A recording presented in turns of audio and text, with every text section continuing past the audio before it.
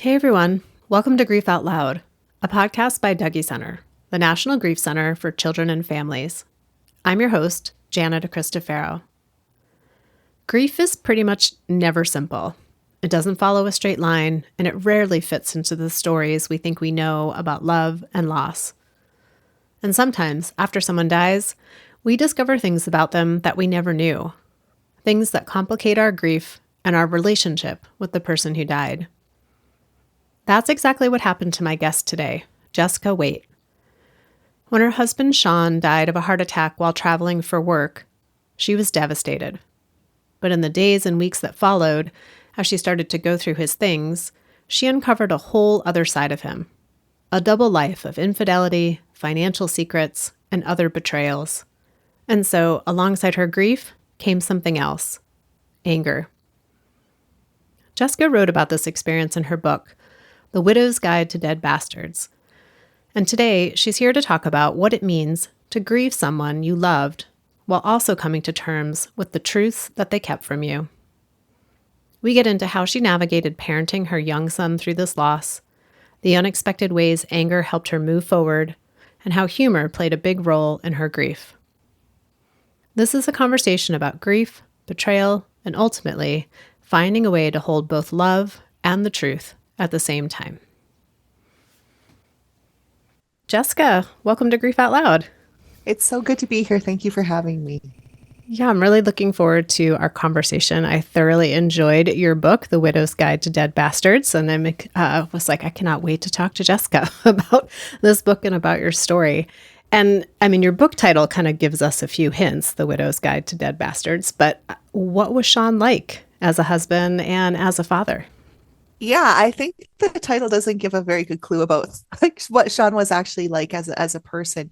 We were together for about 20 years, and we were friends first before we started dating. And he was like in most respects, in most of the ways that I and other people knew him, a really stand-up guy. And so he was somebody who would, if he witnessed a car accident, he would like pull over, he would like take time out to like draw a map of what happened to like help the person. Are you okay? Like all of the things. And like one time we were out and I lost one of my gloves and it was a blizzard and it was like minus 25 Celsius, which is still very, very, very like so cold. And he went out and like, it took him like half an hour of looking and he came back with it. So like, those are the kinds of things that he would do. And that was the kind of person that I knew him to be, a really like tender and caring guy. And things weren't always perfect in our marriage. He definitely had some mood swings and that kind of thing that I was aware of, but he was like, for the most part, a good husband and a good dad and somebody who I really respected and admired when he was alive.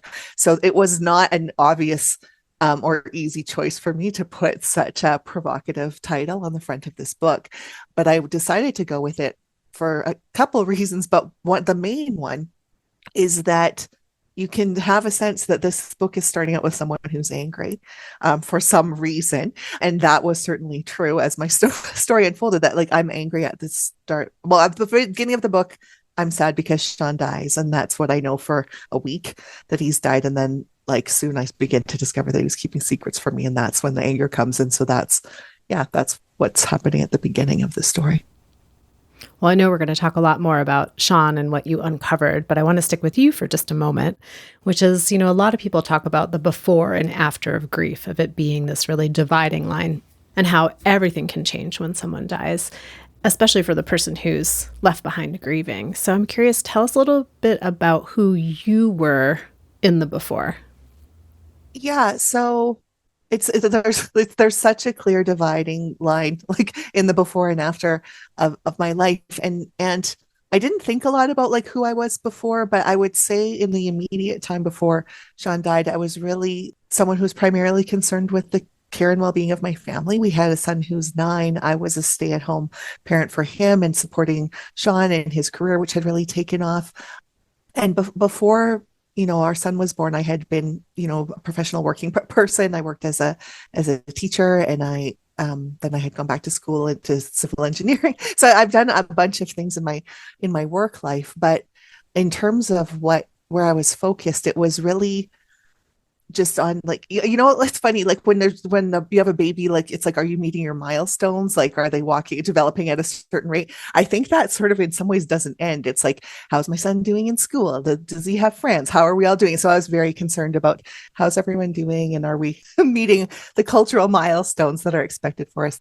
And I'm remembering now that there's a line in the story where I say to my brother-in-law, like, I was living in the Sean show, because I had really like I think in a lot of ways, because he was like our sole breadwinner and he was doing really well, I'd invested a lot of my own life energy into like him and what he was doing and how he was doing when he died. That there was a big thing to reckon with about like who am I without Sean? Yeah. You alluded earlier to anger, and I'm curious, before Sean died, what was your relationship like to anger, to your own anger? I think, yeah, I was pretty good at swallowing it. So I think I was pretty like socialized into the like children should be seen and not heard kind of dynamic, and that being polite and nice and kind and friendly were like the paramount things for someone like especially girl or woman. Like I was raised, I didn't grow up with my dad very much. Like from elementary school on, it was just me, my mom, and my sister. But yeah, my mom didn't really love back talk or that sort of thing. And so I think I was pretty good at swallowing it down and carrying on. And I know we're going to hear more about how your relationship to anger really changed. Yes. So let's start with sort of they call it in law, in a courtroom, right? Like discovery. And I feel like you went through that experience. And a big part of what changed you in the after was uncovering the secrets and the lies that Sean had been keeping. So how did you start to uncover those, and a little bit about what you discovered? Sure. So Sean happened to be on a business trip when he died, and he was in the airport on his way home to Calgary, where we live. And so it took some time for his personal effects to arrive. They actually arrived on the day of the funeral, but I didn't open the box of stuff because I was on my way and dealing with the funeral. And so the next day after the funeral, I opened up the box of his things, and it was just the base, like his laptop and clothes and his wallet, but in his wallet I found a couple things that were strange to me. And like one of them, it was a frequent bud buyer card from a marijuana shop in Denver, Colorado, where he was commuting to, and and pot was legal there, but not where we lived. And so I'd ask him, have you tried legal weed? And he said no. But this thing was like almost completely filled up, and it was like, wait, what? Why did he lie? So it was like just very strange that he lied. And then there was a credit card that I didn't recognize. And so anyway, so I started to find out, that he was hiding a lot of things, financial secrets, hidden debt, the drug use. And then when I somehow guessed the password to his iPad, which I still don't exactly know how I was able to guess that, I started to find infidelity, and that he had been basically cataloging and hoarding pornography since the advent of the internet. So he had this like enormous cache of porn. So all like, I knew things weren't perfect in our marriage, but I didn't know about all of this. And so it was really hard to reconcile like the good guy that I have described with all of the secrets, that like he was a really good compartmentalizer. I knew that. I knew he was good at compartmentalizing, but I didn't realize like how much he was hiding underground. Yeah. So yeah. So that if we're kind of come back to anger, I imagine that anyone who has ever felt betrayed or has found like a massive secret or something knows, like it's just that feeling of like dread and then outrage and shock, and so I had all of those feelings, but the anger was the biggest one, because how it felt to me was that I had been sort of holding down the fort, and I'd been putting up with some of Sean's bad moods, thinking, well, he's really stressed out because he's working so much, but he's successful because he's working so much, and that's why so I needed to like eat some of that garbage that he was feeding my way. Then I'm like, oh, that's not why he was stressed. He was stressed because he was living a double life.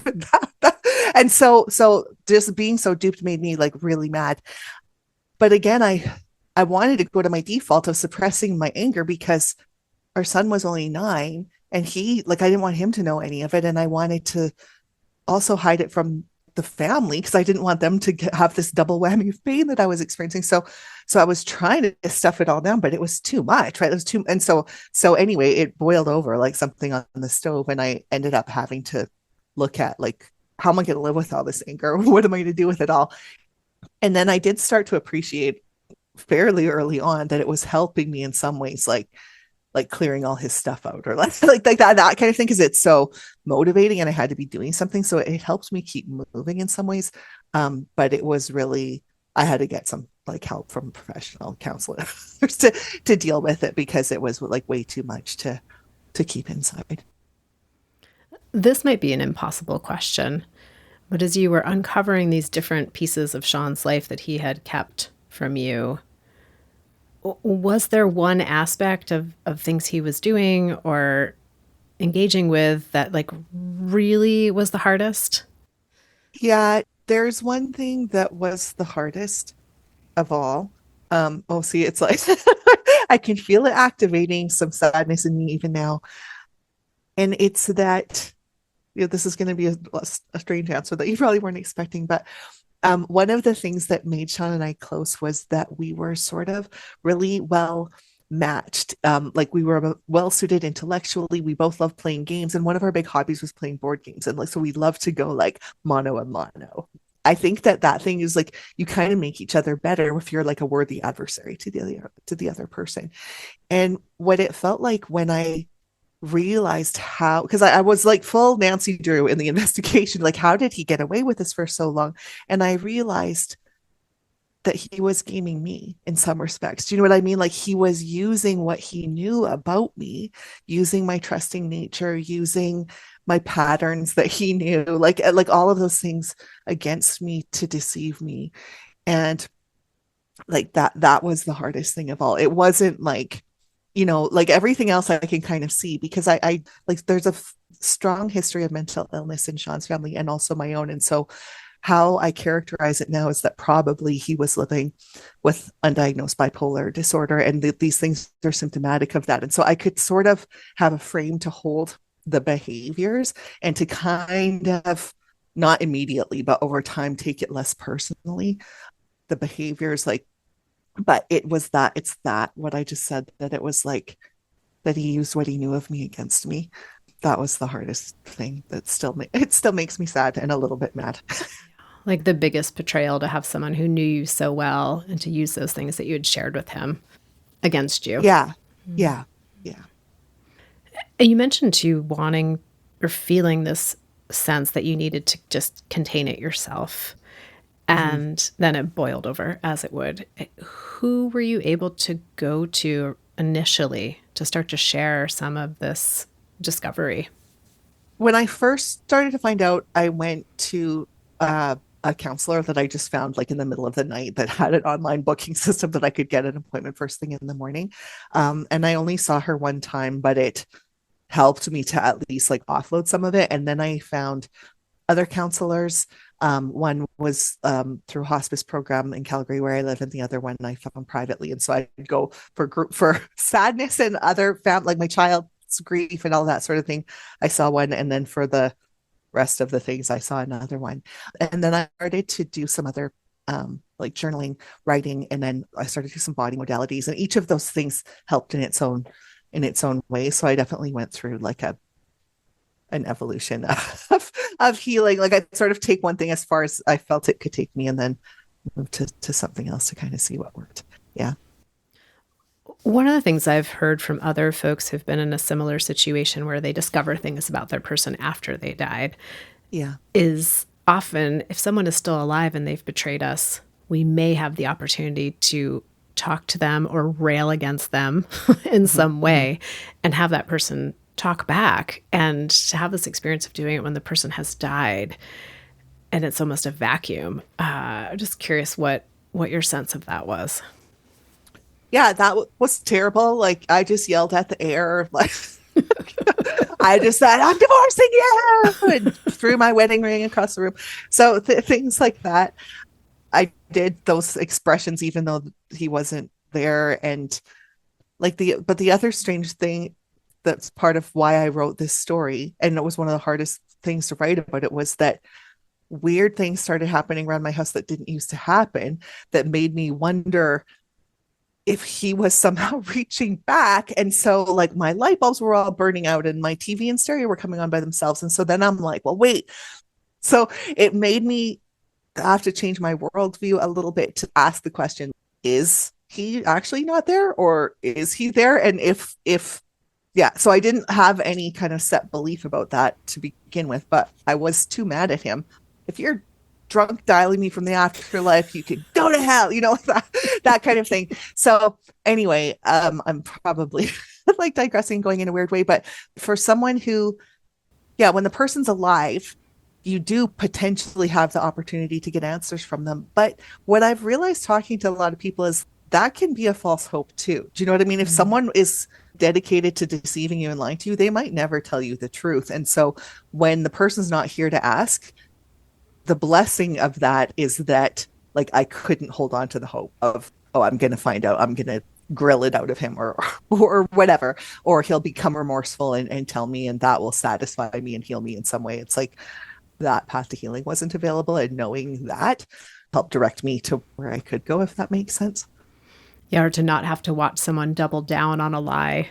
Yes, because that just, it's even worse, and it just hooks you in even more. Because yeah, what I realized is my getting better can't depend on an apology from this person. Then in some way you have to do that one-sidedly. How I think about that now, it's is that, in like, I've done a ton of studying about like brain science and the science of perception and how we know things and how we make sense and make meaning of things. And like, I realize we're actually always deciding what to believe. It's just that the decision's usually pretty straightforward. So it happens automatically. We don't know that we're making decisions about it. But when something happens that's like unusual, and then you're forced into like looking, examining the decision, then it actually gives you some choice. And so as I kind of like slowed down and went a bit slower, I'm like, well, if I need an apology, maybe that apology can come from a friend saying, I'm so sorry that this happened. Do you know what I mean? And it's like, and then that, like, letting that be the apology that I feel that I need, that I can move on, something that I can attain. Well, and I'm recognizing too, I'm talking to you almost 10 years after Sean's death, Yes. and 10 years after the discovery, and 10 years of all the work that you've done and the book that you've written. So I wonder if we could go back to like initial 6 months to first year Jessica, who's also parenting your son, Dash, who's 9 at the time. What was it like to try to sort through like this information you're discovering while you have this child who's grieving a father that he knew to be a certain way, and deciding what to share or not to share with him?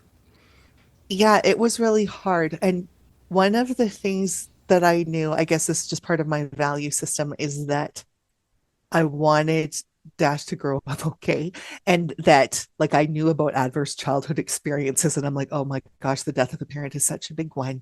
And is there any way that I can like mitigate that or shore it up? And so I was trying to be like superhuman in not making it worse for him. And I thought that if I revealed any of Sean's secrets, or how I was like not doing well, or that kind of thing, that would make it worse for him. And so I tried to like protect his dad's image, keep the good memories alive, keep like talking about, like, whenever he wanted to talk about his dad or celebrate a birthday or Father's Day, those kinds of things, like to always do that. And it was really hard for me. I don't judge myself for the decision, even though it was grueling. But over time, I started to recognize that my desire to shelter him wasn't effective, because I wasn't really sheltering him. It was making me a little bit untrustworthy, because I was pretending something that wasn't really true. And so when I very, like, in a considered way and age appropriately, shared a few things that gave him a more complete picture of like how I was doing, or like that his dad had some, like, a mood sickness is how I talked about it, that made him be a bit volatile at times, or that kind of thing. That really helped him to sort of relax and make sense in his own way. Slowly, as he was growing up, I did disclose most of what's in the book, and then he read it before it came out. But that was like over 8 years as he was maturing into an adult. And so I guess the shortest answer is it was hard and I did the best I could at first, trying to be the mom and the dad and keep the dad alive. Like, you know what I mean? Like I tried to do everything that Sean would have done and everything. And then realizing I can only be the mom and that has to be good enough. Like, and just letting myself off the hook for all the ways that it was imperfect and all the ways that the legacy of these secrets, like that we were carrying them forward and that we had to have some choice around that instead of dragging it like a yoke behind us for the rest of our lives, if that makes sense. Well, as you were talking, I was imagining, in a sense, Sean's secrets, once he died, became a way that he was living a double life. And then you were stepping into this place of living a double life with your son. Yes, that is exactly right. It's like you inherit these secrets along with everything else. And then it's like, well, now, yeah, exactly. Now I am, and I really felt the impact of the duplicity of it. Like that I was having to put on a brave face. That was a lie. I was like saying it like, yeah, your dad was great, blah, blah, blah, when I wasn't feeling it in my heart. That was a lie. And then people would come over and they would say, you know, something comforting like you and Dash were everything to Sean. And I'd be like, yeah, you know, and so it was that I was like, there was a huge wall that I was putting up between me and the truth or me and other people because I had just stepped into the double life and was maintaining it. And that's sort of, I guess, the position that anyone who finds out secrets is put into. And I think at some level, again, it's just like the momentum of it kind of, at least in my case, the momentum of it carried on. Like I didn't feel like I had a choice. I felt like I had to do this, and this was the only way to go. Over time and through writing, became more at choice about sharing.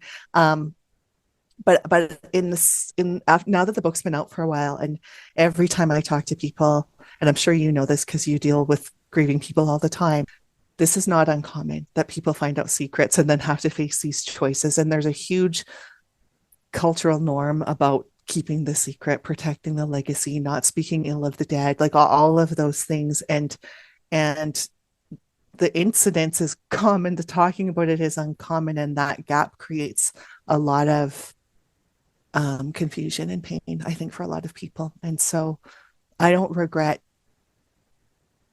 the disclosure because I think that it has helped me step out of shame and be able to like embrace a life that feels happy and joyful, and where I can have love and trust again, and all of those things. Like for me, that was really important, and it might be different for other people.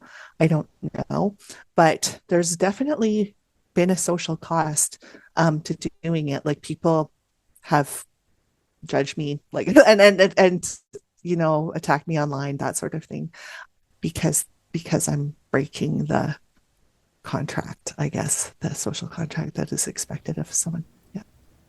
I have to wonder then how many people who do have that strong reaction are people who have been keeping secrets for someone who has died, or how many are people who have secrets that they're really hoping their people are going to keep for them once they die too.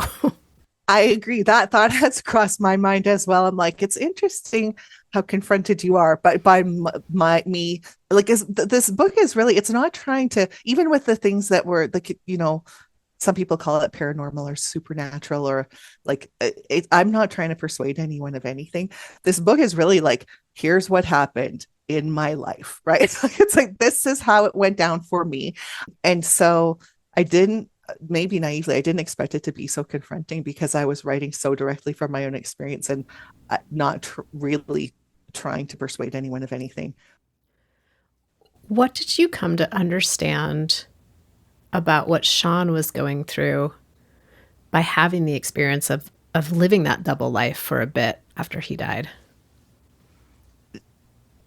When it was happening, I didn't even really know I was doing it. So this answer is going to come from like having gone through it, then examined it, and then like how I think about it now.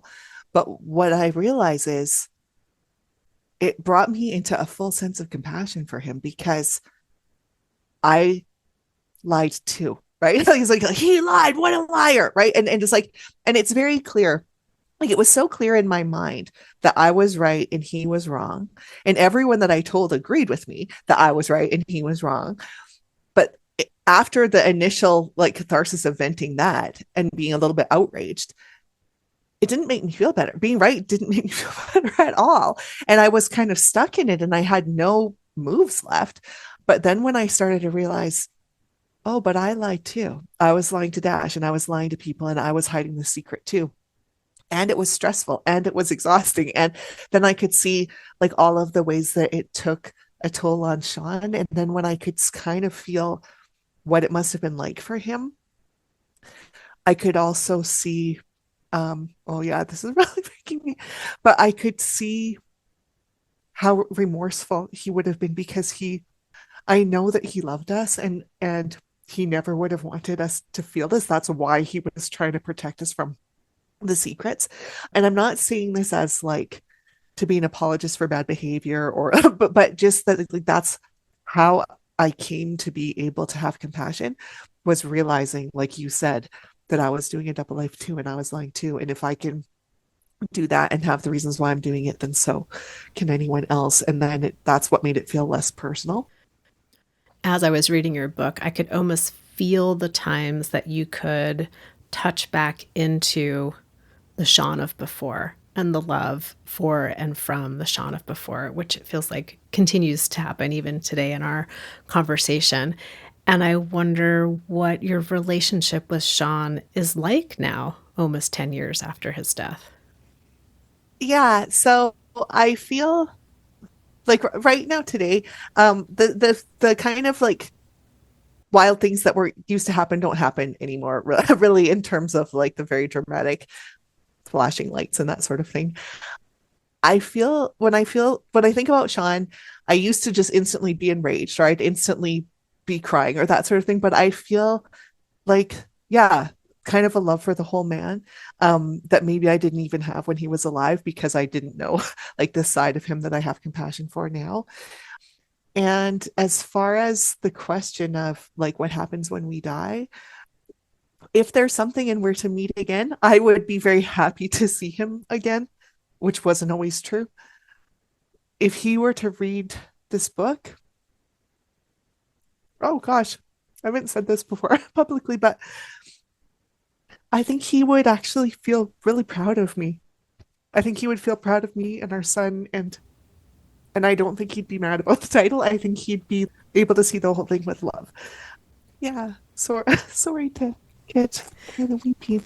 Are you apologizing for crying on a grief podcast?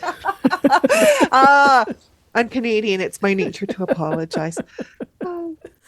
I would say it's socialized across all of us everywhere all the time. As soon as anyone cries, they immediately apologize for it. I know. I'm sure you're right.